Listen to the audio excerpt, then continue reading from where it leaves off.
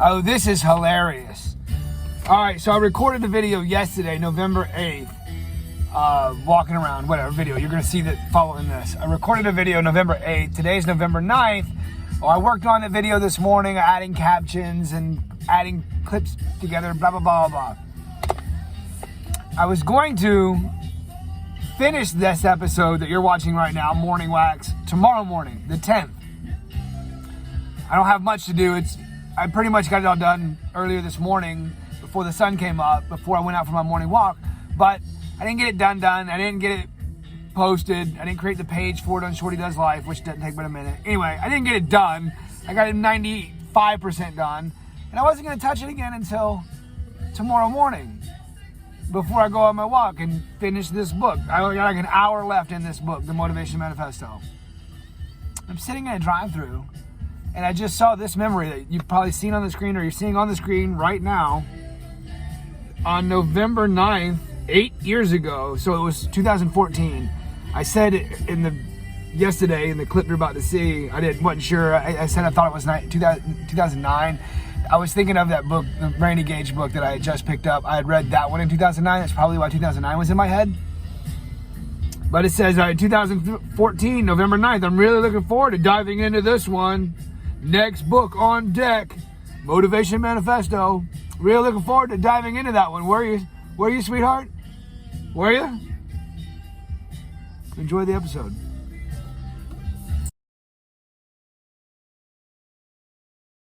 This book has the power. This book gets in your face. This book, tell it like it is.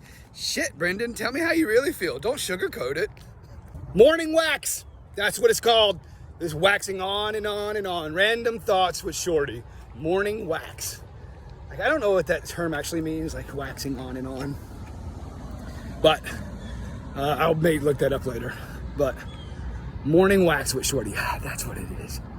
Or with Short Dog. Short Dog is that shit talker, right? Because Shorty is societally accepted. Shorty, this character, Shorty started as Short Dog when I was a teenager and morphed into Shorty. But Shorty's cool in society. I know how to be cordial.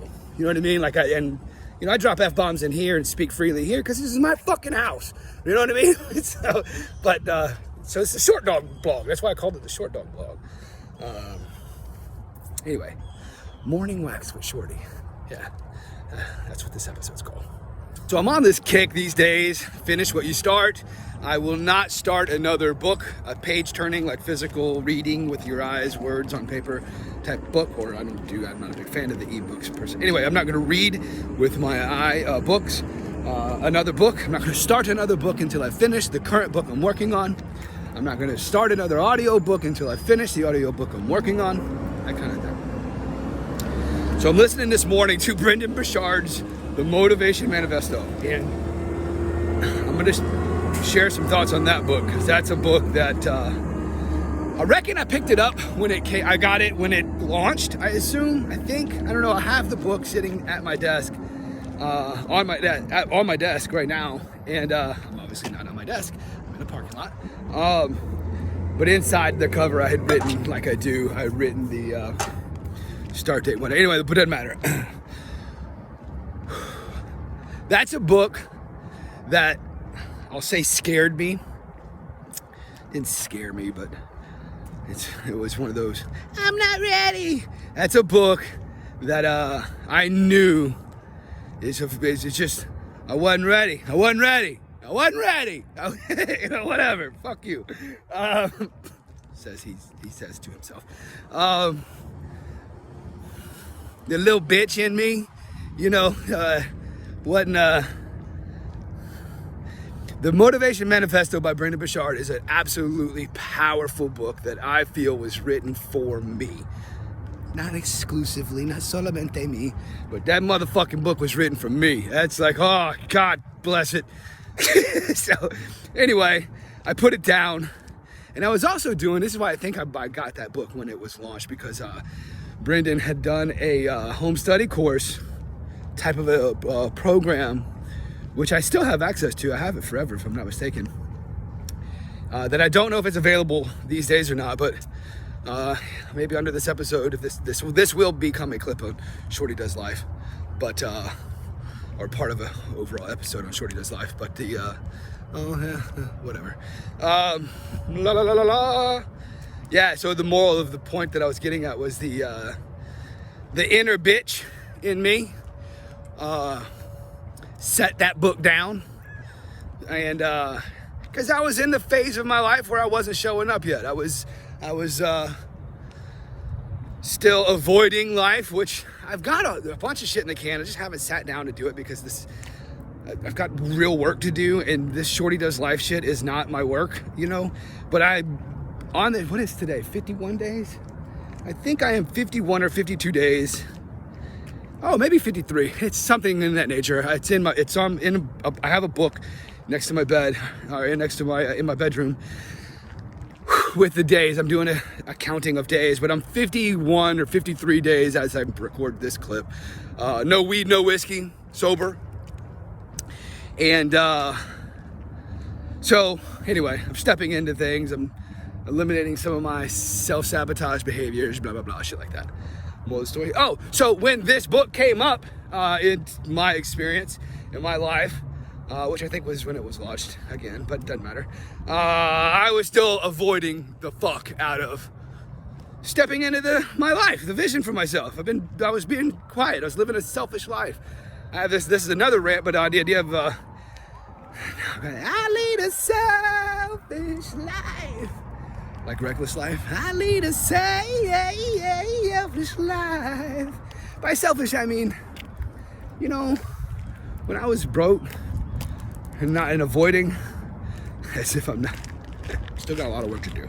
But when I was living a broke life, being quiet, not living in abundance, it's selfish because I had to focus so much. That life makes us focus so much on just paddling water, just to sustain our worldly ways, that I'm so focused on, you know, the paper chasing or whatever, that I wasn't, you know, living an abundant life where your cup runneth over. You could be more present in your world. It's the best thing you could do for poor people. Not be one of them, you know? Aren't you just another mouth to feed then, sweetheart? It's not righteous to be poor. I'm not saying it's a whole nother conversation. I'm not trying to get into it or wrap my head around, but we're poor, but at least we're honest. What the fuck does that mean? All right, so real quick on this, since I'm touching on this topic, this is off topic, but Gary Vaynerchuk's in my head, and I loved his rant on this. You know, this whole premise of give back, you know, you should arrive and then give back. His attitude was, go fuck yourself. You presupposing I've been taken? You think that's how I made my worldly wealth, bitch? By taking? You think I'm a taker? Go fuck yourself, you excuse making bitch. No, what you're doing is you're throwing your insecurities on me. The way to wealth is to add value. Your worldly wealth is a representation of the value that the world has deemed you offer. Now, yes, there are sharks and charlatans and thieves and assholes in the world. Of course. That's not fucking wealth. I don't care what their wallet might suggest. It's not wealth. True prosperity is wholeness, it's completeness, and the worldly wallet is a part of that. But if you're measuring prosperity by the worldly wallet alone, oh, silly bitch you, right? There's so many booby traps in these mindsets of, read Randy Gage's book, Accept Your Abundance. It's a purple book. I just held it up in a blog recently. I just reread it. Accept Your Abundance, just purple cover, Randy Gage. It's part of like a 5-book series. It's a little thin book. If you're any kind of developed reader at all, you could probably read it in a sitting. Someone like in a single sitting. Someone like me takes a minute. I'm not the most developed reader. I wish, side note, I had made a blog back in the MySpace days about speed reading. I had a couple speed reading books, and I'd taken the test where it tests your competency at reading and whatnot. And look, I was a high school dropout kid. I'd never read a book, literally never read a book in my life until I became a wannabe real estate investor. Once I had a goal, dream, vision for myself that I had decided that I had chosen, that was on my heart, that's when I started reading. Legit, I'd never read a book in my life until I was like fucking 21. Like actually read a book. And I wasn't illiterate, I can read, but like open a book and finish a book, nope. And I'll tell you a story that I remember from elementary school days, from Quarles Elementary. We had a Book It program. Some of you my age may be familiar. They may still do it today, I don't know. But it was called Book It. And there was a poster on the wall with all the kids' names, and then you put stars next to it. And at the end of the month or whatever, it'd be our quarter, whatever it was, it'd be a pizza party if the whole class read the book or whatever. Well, I didn't read the book. My teacher knew I didn't read the book. But somehow or another, there were stars next to my name, and we all got fucking pizza. I ate the pizza too, because fuck you, you're not gonna eat pizza in front of me. I didn't sign up for this. You know, I say I'm a high school dropout, but then I'll clarify that's not accurate. That's not accurate, because to drop out presupposes you had dropped in. I never dropped in. That wasn't my goal. I didn't select it. The elders that were feeding me and sustaining me told me I had to go to school, so I went to school. But it wasn't my fucking goal. You know what I mean? So I was finally allowed to pivot and go your own way. Go your own way. Anyway, so yeah, high school dropout kid. Literally never read a book till he chose a book he wanted. And Think and Grow Rich, I think, was one of the first books that I'd ever read. Well, the Carlton Sheets No Down Payment Home Study Course. That's a home study course book, binder type of thing. I would call that a book, I suppose. Anyway, reading abilities is how I got on that. How did I get before that? I just opened this up. I actually, all right, so one of the things I was touching on was, so on our Monday night call last night, Cody Bateman, the founder and chief visionary officer of I'm gonna call it my franchise company, but I need to, because that's how I have it in my head, and that's how I think of it, my franchise company. I'm with a direct sales network marketing type company. I'm affiliated, I'm an independent field rep with a company called Promptings, and I think of it as a franchise because it seems the same damn thing as a McDonald's franchise type of thing to me, you know? You got our Hallmark franchise, let's use, so I can stay in the same industry. You know, there's a Hallmark store right around the corner here at this Crossroads Shopping Center.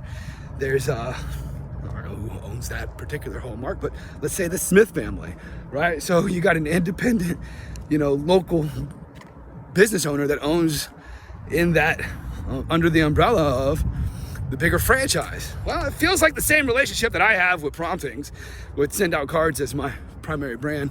But anyways, I still need to do some homework on whether I can, because apparently, franchise is a legal term that has some specifics. This is word on the street. I don't know. I haven't done much research on that yet. Anyway, that was a pivot to, what was I saying? Oh, Cody. So Cody had mentioned this book. We had our Monday night call last night.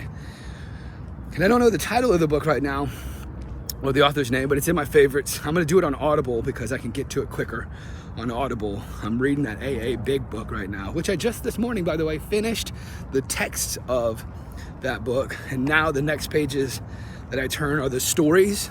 So I've actually finished the AA book, the actual book portion of the book, the text, whatever, that was written in the 30s. And now I think there's like 40 something stories. And hey, facts tell, stories sell. So I'm excited to get into the stories and actually finish the book of that book, the whatever. But anyway, so I've got a lot of page turning to do on that AA book, the big book. And I'm not starting another page turning book until I finish that big book. That's my thing these days. Finish what you start. I've got so many open books, it's ridiculous. Anyway, yeah, so the Motivation Manifesto, though, that's a book that will probably be my next page-turning book. It's sitting on my desk right now waiting for me to finish the AA book. But that's a book that when it first came out, the little bitch in me made me set it down because I knew I wasn't ready to show up. I knew I wasn't ready for that book. And, On one hand, you would be like, oh, that's disappointing. You stayed longer than you needed to in that place of avoiding your life, avoiding your vision for yourself, blah, blah. But at the same time, fuck that. Absolutely not. No, we are not late. We are right on time. And it's that God bless the broken road type shit. The reality of it is, you know, I said, what is another word? Abundance, Accept Your Abundance book by Cage. Put that word back in my head. I say back in my head because I read that book in like 2009 or some shit. But I'd forgotten about this phrase. Divine dissatisfaction. Ooh, divine dissatisfaction. You know, the word desire means of the sire, of the majesty. If you have a desire in your heart that has been given to you, made available to you immediately, as you have the desire. But it's up to us to build that expectation of allowing that into our experience. And to build that expectation, one tactic to do that is to do the right actions that we deem the necessary actions or the appropriate actions to deserve that desire. Deserve of service. Anyway. Sidetracked it. Lost it. So many points. If I were at school these days, no, it doesn't matter. Never mind. Back to the lecture at hand. Perfection is perfected. So I'm gonna do my best to understand from a double G's perspective. All right. I'm gonna turn this off now because I'm not sure where I was going. I was going in 500 directions anyways. And I'm listening to the book. That was one of the more is I'm finishing. I've got, Cody Bateman recommended a book last night on Monday Night's Call. And I felt like he was talking to me. This was a book that, the way he talked about it, I was like, that's for me. Got it. Heard ya. But I can't open that book. I'm gonna do it in Audible. I can't start that book that Cody mentioned last night. And I'll when I do get to that book next after this one, I'll be like, this is that book I was talking about that Cody mentioned. Because I can't think of the name of it right now. But anyway, I've got less than 3 hours. So this morning when I woke up, I've got less than 3 hours on The Motivation Manifesto by Brendon Burchard in Audible. And so now my assignment is to not pick up other podcasts on my morning walks or, whatever. I want to get through this book. In my time of walk and listen, whatever, this is the assignment. No other podcasts will be my mornings. This Motivation Manifesto is my morning. This will be the first time I'm finishing the book, I think. My hands get tired, hold on. What? Oh, I spilled coffee on this one.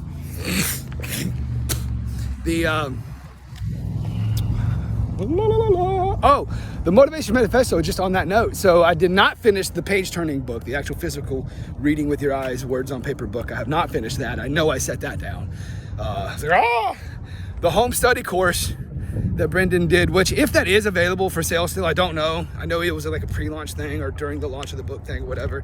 I would recommend that as well. And I think that program, it might have been built in Kajabi. I don't recall right now what that's available in, but I've got it, my login credentials in my password keeper. I'll access that and find out what because I think it tracks your progress, how far you made it in the course. I don't recall as I make this recording right now, if I finished the home study version of that. I want to feel like I did finish the home study version of that Brendon Burchard's Motivation Manifesto, but I don't know either way. What was I saying? Oh, and then the audiobook book, the thing I'm doing right now. I don't know if I've actually finished this previously or not in years past. I may have, but I didn't consider it a read. I might have just done it as a preview and be like, that's one you got to come back to. This is on that note of, like Bob Proctor. I think he talked about, he was all about it for that single book, Think and Grow Rich. And he wore that book out for like the entirety of his adult life. He was handed that book when he was a young man by Mr. Shoaff. And I think he was handed the book, or at least told to go get it. And by his mentor, Earl. And he wore that bitch out. He mastered that book. And there's a difference in between that and, reading the next book, master one kind of a thing. This Motivation Manifesto book is one that This is a powerful book. Hopefully I can pique your interest in Brendon Burchard's The Motivation Manifesto, because this book, boy, he is not fucking playing around, man. God bless you. If I could send love and gratitude and appreciation up to Mr. Brendon Burchard for just this piece of art alone. And Brendon Burchard's been on a mission for a long time. I think he had a near-death experience, or at least an accident. Car accident was his story. I want to say he was standing on the hood of the car afterwards, but I might be making this up, whatever. But he had a life-changing experience at some point, and motherfucker's been on a mission ever since. And God bless him. But for this piece of work alone, the Motivation Manifesto, talk about soul's evolution. Anyway, I'm gonna stop talking shit. 17, 18 minutes. Yeah, this might be just an episode by itself now. See, this is the idea of the Shorty Does Life shit. You know, I made a clip a minute ago, and when I opened the recorder just now, it was supposed to be just I was gonna make some clips, and then at some point sit down at my desk and with that paper book and just talk about reading the book and how I set it down and blah, blah, blah. But I really just kind of did all that just now. And the whole idea of this Shorty Does Life shit is it's a journal. You know what I mean? It's a shit talking journal. And no matter what the subject line says, you know, like the one I posted yesterday, what was it called? A proper interview with Dr. Jeff McNary. Oh, and I don't know why I was saying his name wrong. I said Jeff McNeary. His man's name's not McNeary, it's McNary. I don't know why. Sorry about that, Dr. Jeff. If you see this, love you, brother. I don't know what the fuck I was saying your name wrong for. I saw that in the playback. I was like, it's not his name. Anyway, no matter what the title of the episode is called, you never know what the hell I'm actually going to talk on, or you know what I mean? So yeah, I might call this one Listening to That Little Bitch, because that's what I did when Brendon Burchard's book, when I started turning pages in the Motivation Manifesto back when it came out, whatever year it was. I want to say it was like 09, but I might be wrong. I knew my soul's evolution. I knew my soul. This book was for me. This was the book I needed to read. And I shied away. I set the fucking book down. So, don't be a little bitch. Bitch. All right, I'm gonna stop rambling now. 20 minutes? Yeah, that's an appropriate style. Shorty Does Life. So, I'm treating this now as if this is gonna be a blog of its own. And I am going to close it off the way I do. Appreciate you tuning in. I sincerely appreciate your bandwidth. You're playing along here in the Shorty Does Life game on the Short Dog blog. Until next time, namaste, motherfuckers.